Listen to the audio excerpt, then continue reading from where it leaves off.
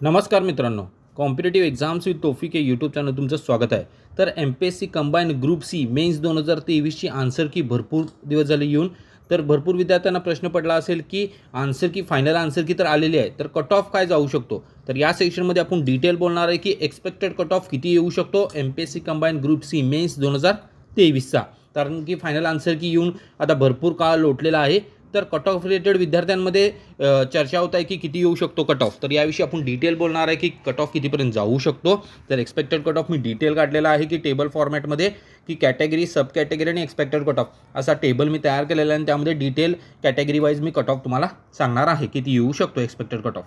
तर ओपन कॅटेगरीमध्ये जनरलसाठी साधारणपणे 160 ते 165च्या दरम्यान येऊ शकतो, फिमेलसाठी 155 ते 160च्या दरम्यान, OBCसाठी 157 ते 162, फिमेलसाठी 153 ते 155,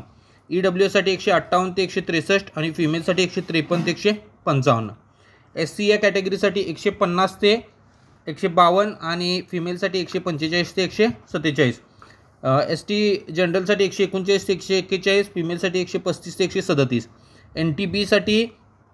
जनरलसाठी 157 ते 162, फिमेलसाठी 152 ते 155, SBC या कॅटेगरीसाठी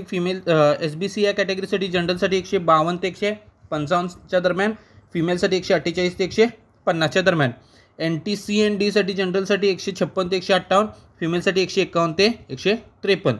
तर हा एक्सपेक्टेड कट ऑफ मी काढलेला आहे की जी फायनल आन्सर की आलेले आहे MPSC combine group C mains 2023ची, त्याचा ॲनालिसिस करून आणि विद्यार्थ्यांनी त्यांचे टाकलेले आहेत की इतक्यापर्यंत त्यांचा स्कोर आहे आणि जो पेपर होता त्याच्या सर्व ॲनालिसिस करून मी हा एक्सपेक्टेड ऑफ तुम्हाला सांगितलेला आहे MPSC combine group C mains 2023चा।